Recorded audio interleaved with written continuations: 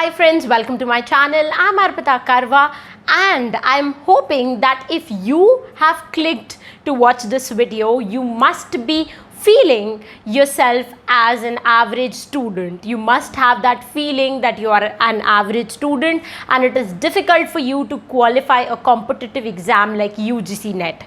You have a dream to become a professor, yet when you look at yourself, you find that it is unachievable. If that's the case with you, don't worry, you are exactly at the right place, because in this video I am going to talk about how you can qualify NET irrespective of the fact that you might not be very brilliant in studies, you might not be good at handling so much pressure, you might not have enough time to complete the entire syllabus.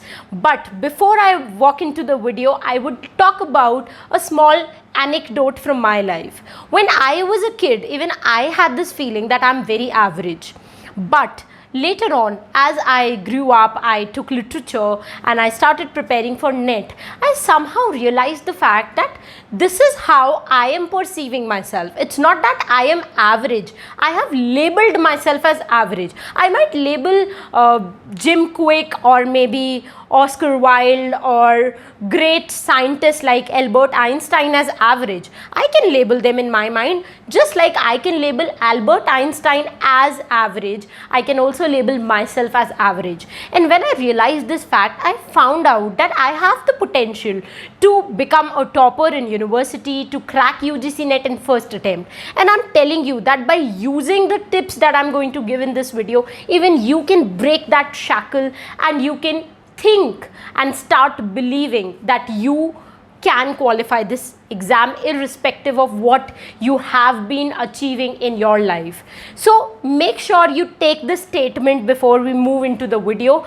that toppers do not do different things, they just do things differently, and that particular area of expertise, if we inculcate in ourselves, it will become easy, or I would say super easy for us to qualify an exam like NET, because we don't need to do different things, we just need to do the same things differently, and that is what I'm going to talk about in this video. So the first thing that you must realize if you want to clear this exam, in spite of the fact that you are an average student in your perception, is smart work. Any student who clears the exam doesn't clear it by working hard. In today's scenario, you don't have to work hard, you just have to work smart. Now, smart work doesn't mean you're going to sleep and you're going to use some cheat codes to pass the exam. It means you're going to work hard, but you're going to work hard in the right direction. I'm sure that you must have heard the story of Thirsty Crow when you were a kid. Now, in that story, what the crow does, he was thirsty, he wanted to drink water. There was water in the tank, but the level was really low. So he put few pebbles in the tank and the water level rised up and he drank it. Now, if the crow would have worked hard, he would have tried to use his beak to drink the water from the depth of the tap, but he did not. He used smart work.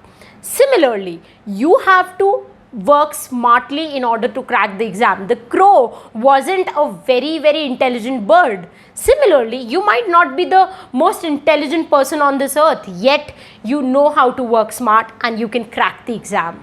Another interesting story which I would like to narrate, which shows how smart work can win battles, is the story of Trojan War. Now, there was in Greek mythology a place called Troy and there was another place called Greece.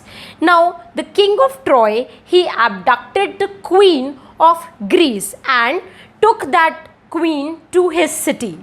Now, this queen, known as Helen, is said to be the most beautiful woman on earth. So the entire soldier community of Greece, they marched towards Troy and they started fighting a battle with them. But Troy was really smart, they were really competent. So even though the Greek army tried their level best, they were not able to defeat the Troy. So what they did, smart work again.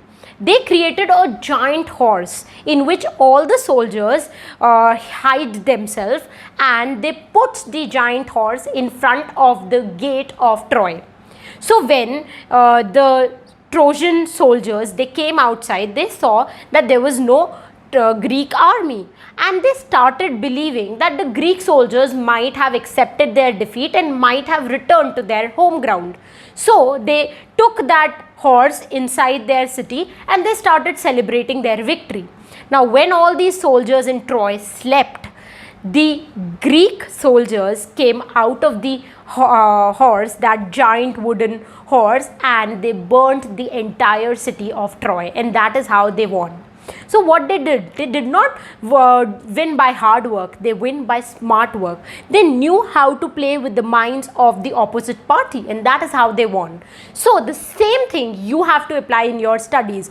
You have to understand that what strategies works for you, and accordingly you have to employ the strategies to get the best result. Smart work basically means using technology, using the resources, and making sure that you learn more in less time. You put less effort and achieve more results. And a very simple example would be to make notes online using the tools like Evernote, OneNote. So in all these note making softwares, you find tags. So whenever you are reading something new on internet, rather than writing down in copies, you can just copy and paste it in Evernote, and you can remember them for a longer period of time. It becomes very easy for you to access the material, and very easy for you to highlight and change and see where you are getting wrong.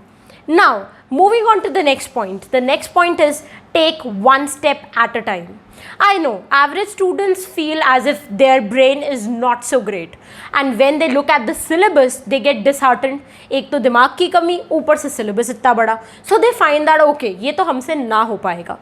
But understand the fact, when you are driving from one city to another city at night, do you think that you are able to see a longer path? You can see from where you've started and you can see the end point? No. You can just see what the car headlight shows you, and that is a few meters. By seeing few meters and by moving only that much in every minute, you are able to travel from one city to another city. And that is the beauty of taking one step at a time. आप ये मत सोचिए कितना बड़ा पहाड़ जितना syllabus आपको complete करना है. First move the pebbles if you want to move the mountain. आप डायरेक्ट माउंटेन पे चढ़ाई करने का मत सोचिए, सिर्फ ये सोचिए आज मुझे क्या करना है. Just focus on what you have to do today, and I would not even say today. Start focusing on what you have to do in the next 15 minutes और 1 आवर. अभी 1 घंटे में मुझे ये 5 पेजेस करने हैं, दैट्स इट. अगर आप इतना सोच के भी चलते हैं ना, आई एम टेलिंग यू, आपका पूरा सिलेबस कवर कर जाएंगे. You will not even realize. So small incremental changes sustained long enough becomes great monumental changes. Rome wasn't build in a day.